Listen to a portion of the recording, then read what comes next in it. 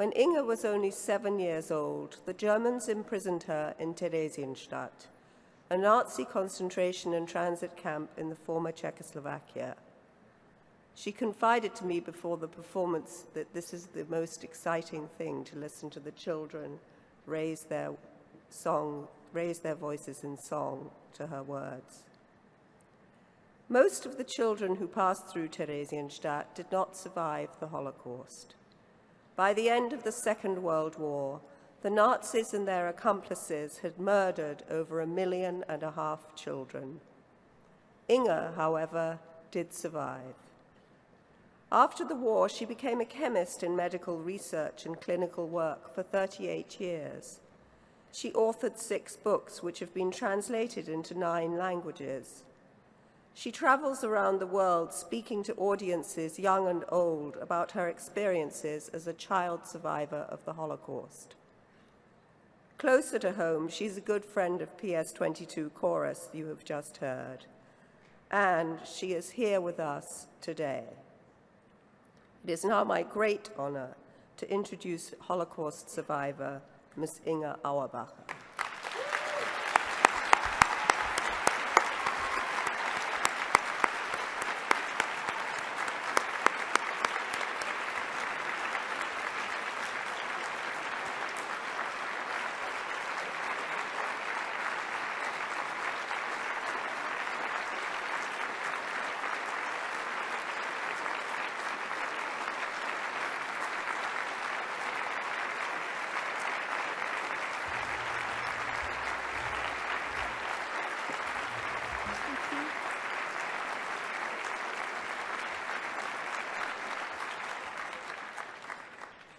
Thank you so much.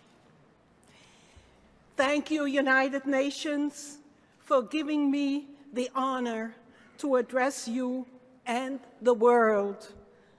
Who am I? I'm 1.5 million silent girls and boys. I'm here today to be their voice. I was born on December 31, 1934, to a religious Jewish middle-class family in Kippenheim, a village in southwestern Germany. I remained an only child. Papa had served in the German army in World War I, was wounded and decorated with the Iron Cross.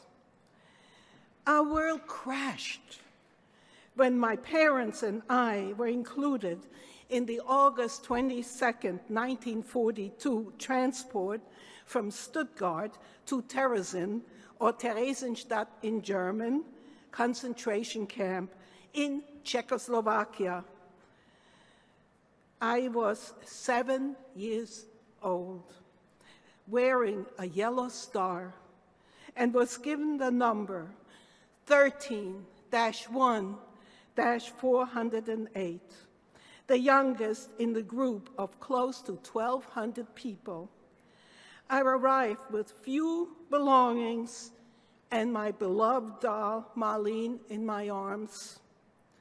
Terezin was an old fortress town converted into a concentration camp. It was sealed off from the outside world with high brick walls, wooden fences, barbed wire, and in control by an SS commandant. It was called a model ghetto for propaganda purposes. Among the prisoners were the elderly and prominent Jews. They came from Czechoslovakia, Germany, Austria, Holland, and Denmark. Terezin actually was a holding area before sending the inmates to be killed in the gas chambers of Auschwitz and other killing centers.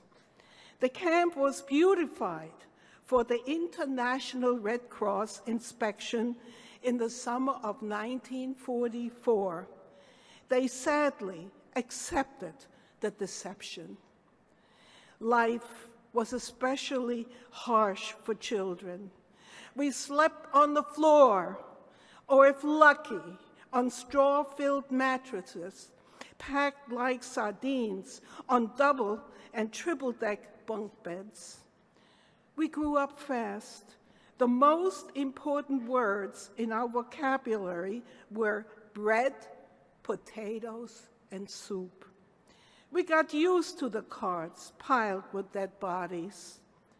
3 times a day, we stood in long lines, holding our metal dishes to get our meager food rations. Hunger, overcrowding, bad hygiene, mice, rats, fleas, bedbugs, lice, and fear of being sent to the east plagued us daily. We were finally liberated on May 8th, 1945, by the Soviet Army. I was 10 years old. I had spent 3 years in this hell. About 144,000 people had been sent to Terezin. Of those, 88,000 were sent mainly to Auschwitz to be killed, and 33,000 died of starvation and diseases. Of 15,000 children sent to Terezin, very few survived. And you see, I am wearing a butterfly today. That became the symbol of the 1.5 million martyred children. There was a boy in Terezin who wrote a poem, Pavel Friedman, called "I Never Saw Another Butterfly." And I'm here today to make those butterflies rise again in silence.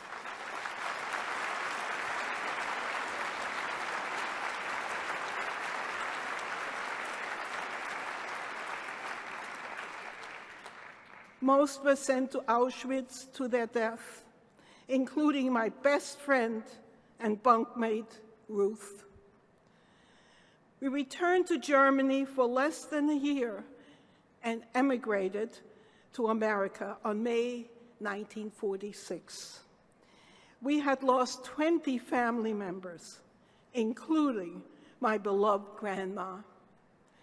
Of our transport to Terezin, only a handful had survived, including my parents and I.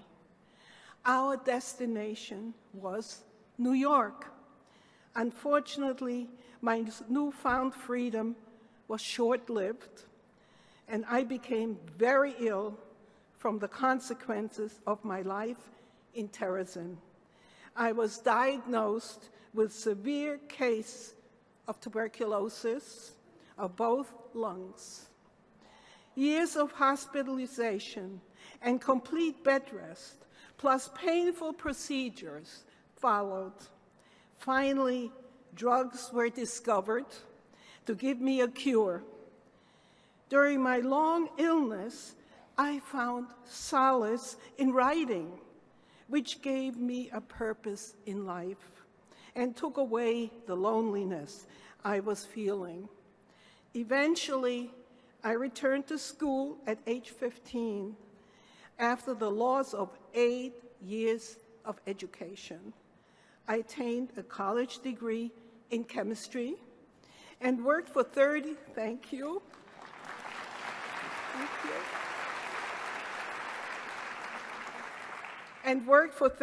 years in the medical field.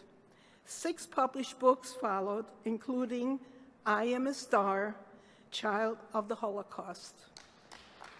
Thank you.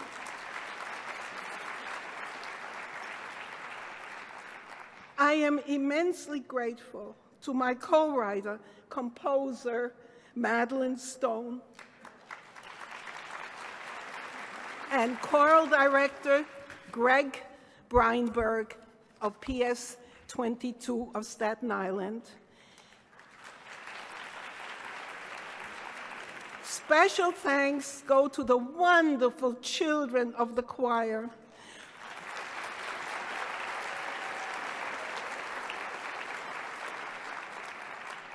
who personify the blending of many ethnic backgrounds.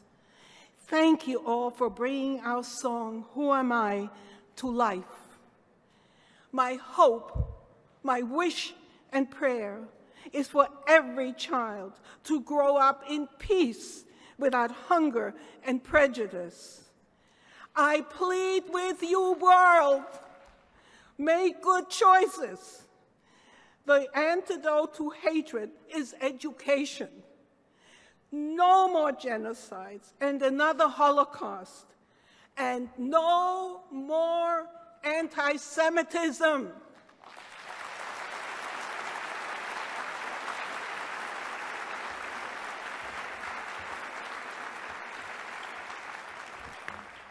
I thank you all for coming. Thank you.